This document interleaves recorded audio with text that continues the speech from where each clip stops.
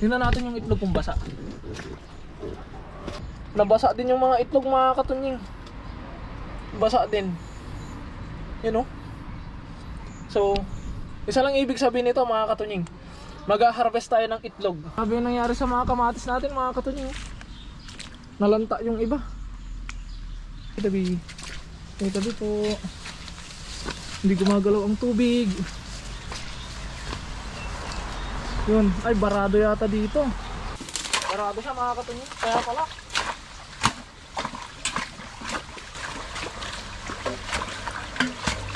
Yun. Magos na. 6. 7. At dahil mga katunying, isa na namang bagay ang ating kailangang solusyonan. Dahil nga umulan at ganito ang nangyari sa ating mga itlog ng pato, ay kailangan nating solusyonan problemang ito dahil mababa sa parte na to. Kaya pag natuyo yung lupa, kailangan nating tambakan compare sa itlog ng pato at itlog ng manok. Lagyan ng diferensya. Ilalagay natin to dito sa ibabaw mga katunying para lumubog. Hayaan nyo po yung matapon na tubig, okay lang yan. Ang mahalaga ay nakalubog yung ating tubig. Ay, nakalubog yung ating tubig. Nakalubog yung ating itlog. Ay, yung ating itlog. Nakalubog yung itlog na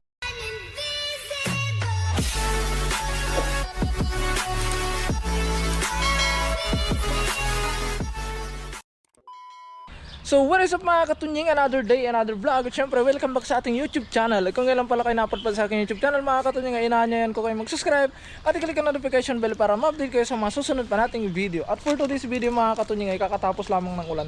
At kung makikita nyo po ang ilog dito sa aming gilid ay harapan ng aming dormitory ay malalim na mga katunying. At titingnan natin kung anong update dito sa ating mini garden. At syempre, ayusin natin ang mga dapat ayusin gawa ng sobrang lakas ng ulan mga katunying. At plano ko sanang linisan yung ating warehouse, ating mini warehouse mga katunying. Pero hindi kaya dahil basang-basa yung mga gamit, ay yung mga paligid niya mga katunying. And sobrang dami ng lamok. Kaya ang gagawin natin ngayon mga katunying ay maglalagay tayo ng, ayun, basang-basa pati sa ano. Basang-basa yung kanilang sahig doon. At titignan natin dahil plano ko sana mga katunying ay maglalagay tayo ng dingding na trapal doon sa paligid ng kulungan. Dahil syempre yung mga manok natin mababasa sila kapag mahangin. Yun, parang ngayon mga katunying basang-basa yung dalawang itim. Ayun sila oh. Basang-basa sila mga katunying. At dalawa na yung itlog. Ayun yung isang itlog oh. Tapos nandun yung isa sa pugad. Bali, di ko alam kung maglilimlim to mga katunying, pero mukhang malabong maglimlim. Kaya ang gagawin na lang natin ay mangungulikta na lang tayo ng itlog araw-araw mga katunying. Kaya ngayon ang goal natin ay maglalagay tayo ng dingding nila dito. Para in case na umulan ng malakas ay hindi sila kaanuin doon. Hindi papasukin ng tubig. Kasi kanina ito lang kasi yung yung ano nila mga katunying, bubong nila, kaya kailangan nating dingdingan ng sako dito. At meron tayo doon mga katunying parang trapal at kukolektahin natin yung itlog ng manok dahil basa na, wala na yun mga katunying. Hindi na malilim-liman at kalat-kalat yung itlog nila mga katunying, hindi iisa. And then kumustahin natin yung itlog dito, baka mamaya nabasa din. Wala na, masisira na yun. Kaya pasukin na natin mga katunying. Ay, wag muna natin pasukin mga katunying. Anuin muna natin. Bakuran muna natin. Ay, bakuran tuloy. Dingdingan muna natin. Ito yung ating dingding. Yan, puro putik sa loob mga katunying. Gawa ng lakas ng ulan kasi mga katunying. Halos maghapon. Yan, ito yung ating ididingding mga katunying. Yan. Para siyang tulda. Yan o. Ipapalibot natin dito hanggang dun sa likod para meron silang protection sa hangin. Meron tayo dito hanggang tucker. Siyempre lahat ng gamit natin libre na naman dahil ito yung pinagbalutan nila ng, ay ko masakit yung kamay ko, may sugat. Pinagbalutan nila ng yung material sa amin, yung foil. Hanggang tucker lang natin palikot, palibot. Ay! Butas yung bota. Yan. Para hindi na sila mabasa. Kahit pa paano, meron silang dingding mga katunying.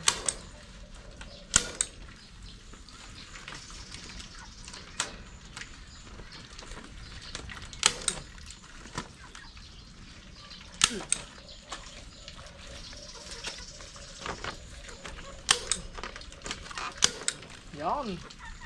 O, diba? Tapos ito. Ito kasi mga katunying, harang sa daga to eh. Itataas lang natin. Laganyan lang natin mga katunying. Tapos kulang pa ng maikli. Ilalagay natin ito. Sobrang ikli naman. Mahaba na ito masyado mga katunying. Puputulan na lang natin ito mga katunying. At dito natin ilalagay sa ano. At yung sobra ay dito natin ilalagay sa pato. Kasi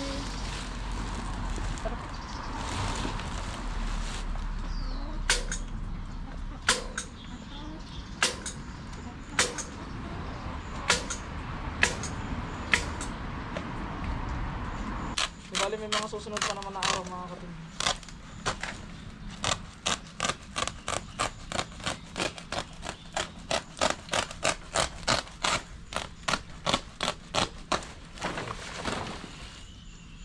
Yun, diba? Ang ganda na ng ating panakip. Ayun mga katunying. Mamaya makikita natin sa loob yan mga katunying. Yun yung dingding nila. Para pwede silang sumilong. Yan o. Yan. At kapag ka natuyo yung lupa sa loob mga katunying, itatambakan natin tong dito sa ano nila para kung halimbawang ganito naman kung halimbawang ganito na naman ang mangyari na babahain sila, ay meron silang sisilungan na mataas at parang ganito. Hindi sila maputik. Ngayon naman ipupulutin natin yung itlog doon mga katunying. At titingnan natin yung itlog ng pato. Papasukin natin. Tapos pagkatapos nating kunin yung itlog doon, ididingding naman natin yung sobra natin dito mga katunying. And bukas kung hindi na umulan mga katunying ay maglilinis tayo dito sa ating tambayan na hindi matuloy-tuloy mga katunying. Kumustahin natin sila. Hi guys! What's up mga insan? Kumusta kayo mga insan ko? Ayan. Tingnan natin yung itlog kung basa. Nabasa din yung mga itlog mga katunying. Basa din. Yun o. So, isa lang ibig sabihin nito mga katunying. Mag-harvest tayo ng itlog. Ayay! Tapos yung itlog din doon sa kabila. Yun o. Yung isa. Grabe, putik. Kunin na natin yung itlog mo sa kabila. Ay, kuha muna tayo ng lagayan. At grabe yung nangyari sa mga kamatis natin mga katunying. Nalanta yung iba.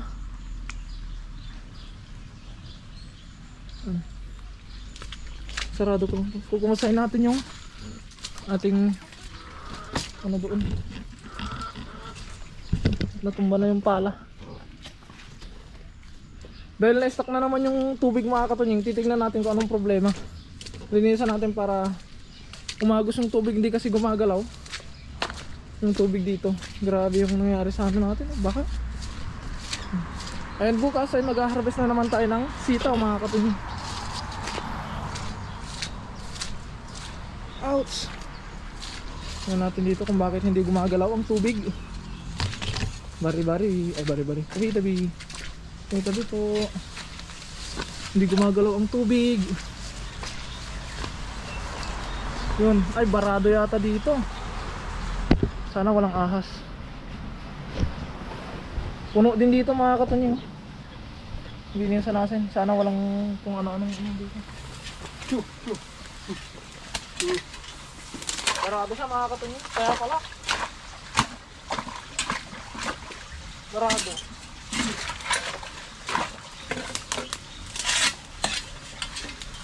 Barado pala. Daming mga dahon-dahon. Kailangan natin dinisan ito mga katunying.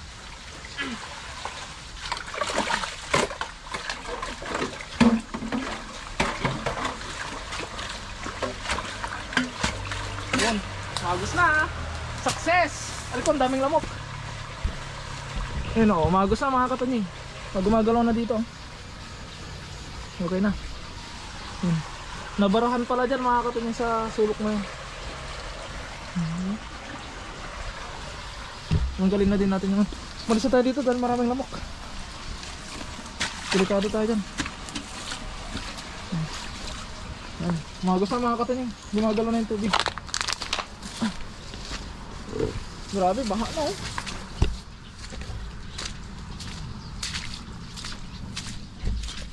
Oh man. Ito yung mga talong natin. Ang daming bunga yung sitaw natin. Mag-harvest ulit tayo bukas mga katunying.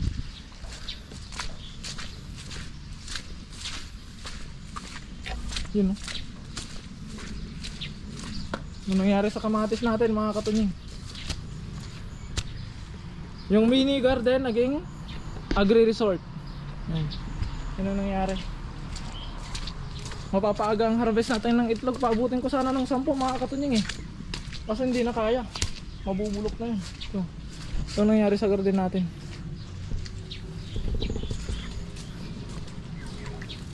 Ito naman ang nangyari sa ating mini poultry. Kaya tara na mga katunying at mag-harvest na tayo ng itlog. Atin mga katunying, ito na yung ating lagayan ng itlog. So every mag-harvest tayo ng itlog, ito yung paglalagyan natin. Kaya tara, samahan nyo ako at ating kunin nang hindi masayang. Grabe, grabe. Grabe, dami lamok.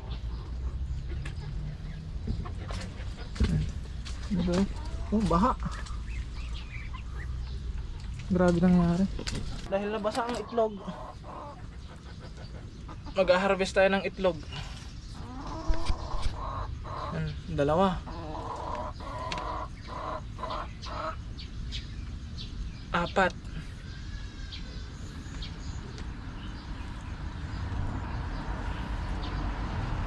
Anim. 7.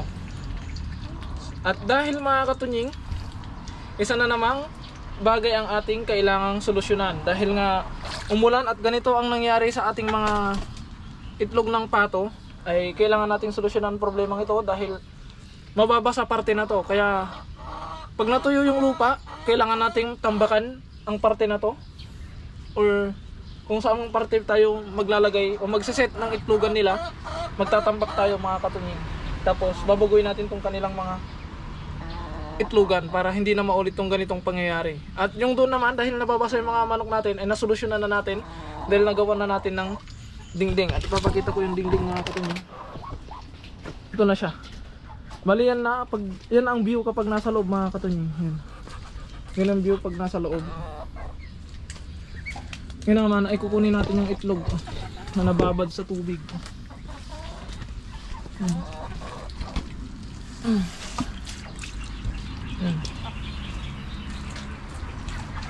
Yan ang itlog. Compare sa itlog ng pato at itlog ng manok. Lagi ng diferensya. Tapos kunin natin, meron pang isa doon kasi hindi ko maabot. Kailangan natin ng panungkit. Rico. Hi. Kunin ko na ah. Sayang na to eh. No. Kunin ko na. Mga itlog na lang ulit, no? Damihan. Yan. Hugasan na lang natin itong mga katunying. Then goods na. Ito yung update. Gagawin muna natin yung ano, haharangan muna natin yung doon mga katunying para hindi na to maulit-ulit. SG. Ilagay natin dito sa part na to.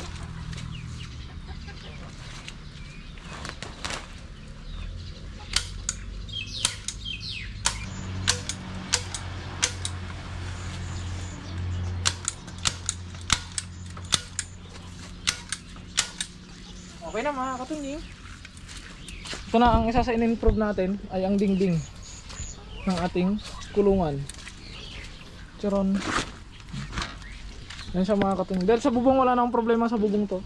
Yung sa ano lang talaga, sa dingding lang para hindi masapling ako nada. Kaya ngayon mga katunying ay wala naman tayong magagawa dito sa garden at Dahil hindi na tayo nakapag-vlog kaninang umaga nung ginawa natin yung ating daily routine, gawa nga ng sobrang lakas ng ulan, madalian lang mga katunying. At yung mga plano natin ay pansamantala munang na hinto o pansamantala munang hindi nagawa dahil nga sa sobrang lakas ng ulan at nabaha yung ating garden mga katunying. Pero ang sa ganun pa man ay kailangan nating gumawa ng mga hakbang para maiwasan ang pagbaha at pagkabasa ng itlog doon sa ating paitlogan ng pato. At yung sa manok naman mga katunying, nakakatuwa lang na nangitlog yung manok natin at nakakita tayo ng itlog ng ating alagang manok. Kaya ayun mga katunying, balik kukolektahin na lang natin araw-araw yung itlog ng manok na makukuha natin at itatabi natin, gagawin natin itlog maalat din. Balilat ng makukuha nating itlog dito, gagawin natin itlog maalat. Pero mauuna na yung siyam mga katunying, 7 itlog ng pato at 2 itlog ng manok. Dahil nabasa na sa ulan mga katunying, kapag in-stock pa natin yun, masisira na. Kaya samahan nyo kung hugasan na ito mga katunying at gawin na agad nating itlog maalat. Siyempre ang ating first step mga katunying ay huhugasan natin ng itlog. Hugasan natin isa-isa para matanggal yung kanyang mga putik.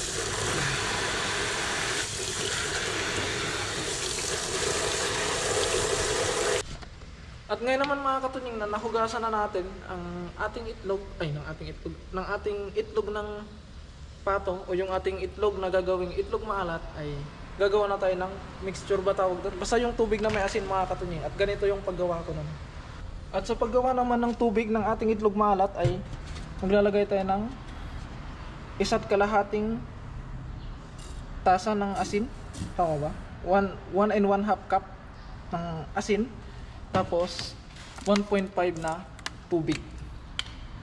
Nalagay lang natin sa kaserola. Ito na pala yung ginamit kong tubig para ma-measure natin.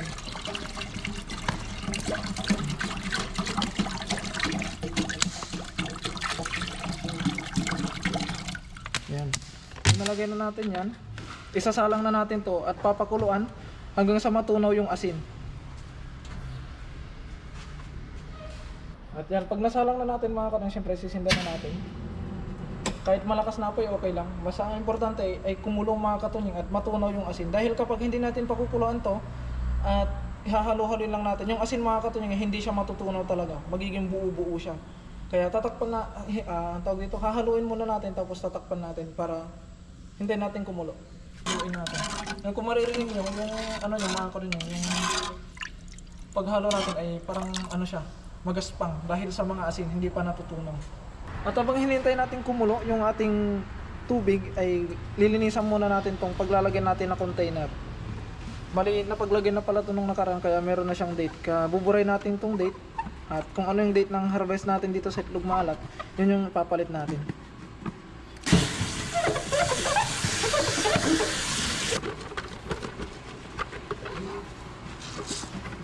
Ito lang pala yung gamit kong container mga katunying dahil maliit lang naman yung ating konti lang naman yung ating itlog na gagawing itlog maalat.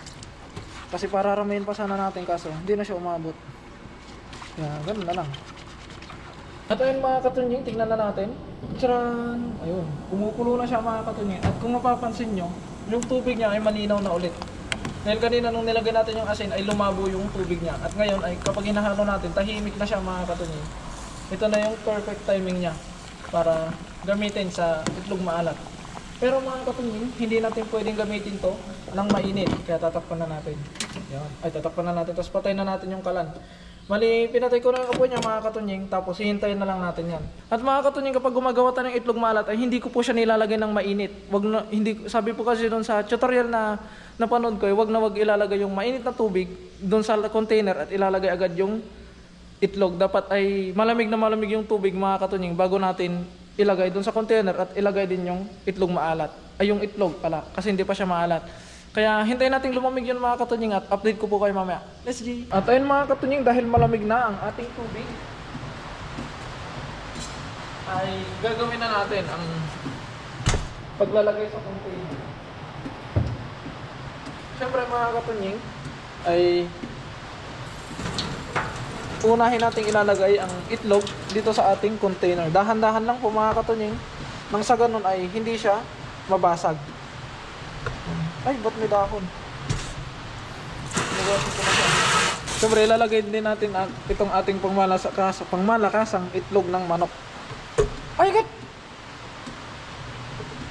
Aba, muntik na. At dahil konti lang tong itlog mga katunying, ay dadagdagan natin siya ng itlog na nabibili sa palengke. At ito po yung itlog na nabibili sa palengke mga katunying na idadagdag natin.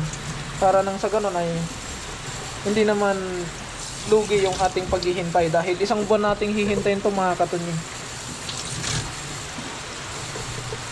Yan.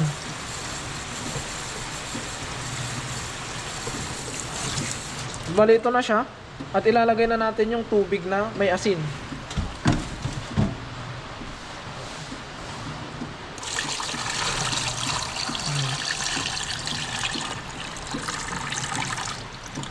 Yan siya mga katunying. Ilagay na natin. Kailangan mapuno natin at kailangan nakalubog yung itlog. Yun. At dahil lumulutang yung itlog mga katunying, kailangan natin silang palubugin. Kung makikita nyo, wala kasi tayong pwesto eh.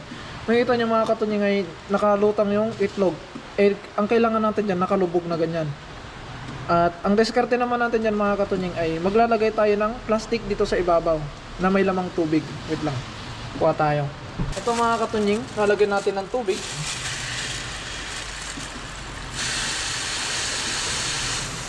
Ito palang para ng paggagawa natin ng itlog maalat mga katunying ay base lang din sa napanood natin dahil hindi naman tayo eksperto pagdating sa mga ganitong bagay. Ibubuhol lang natin to. At ito na mga katunying yung tubig na nakalagay sa plastic bag. At siguraduhin natin na walang tagas to mga katunying dahil once na tumagas to, baka masira yung ating tubig dito sa loob dahil ito ay tubig tabang, ito ay tubig alat. Kaya ilalagay natin to dito sa ibabaw mga katunying para lumubog. Hayaan nyo po yung matapon na tubig, okay lang yan. Ang mahalaga ay nakalubog yung ating tubig. Ay, nakalubog yung ating tubig. Nakalubog yung ating itlog. Ay, yung ating itlog. Nakalubog yung itlog na gagawin natin itlog maalat. At para ma-sure natin mga katunying na hindi siya sisingaw, ay lalagyan natin ng plastic dito din sa ibabaw. Saka natin tatakpan. Yan.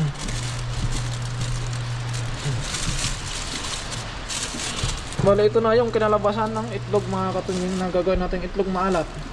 At syempre, lalagyan natin ng date kung kailan natin haharvestin.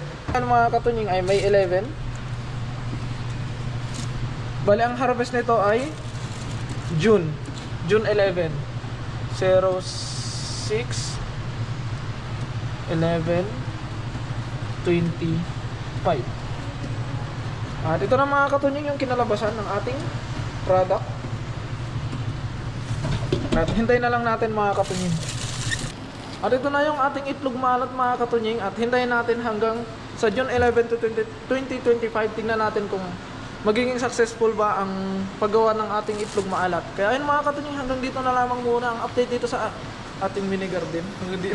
Mga katunying, hanggang dito na lamang muna ang ating video at kita-kits po ulit bukas mga katunying. Maraming salamat sa walang sawa niyo pong suporta sa akin at sa aking mga nakakasama. Mag-ingat po palagi and God bless po. Bye bye!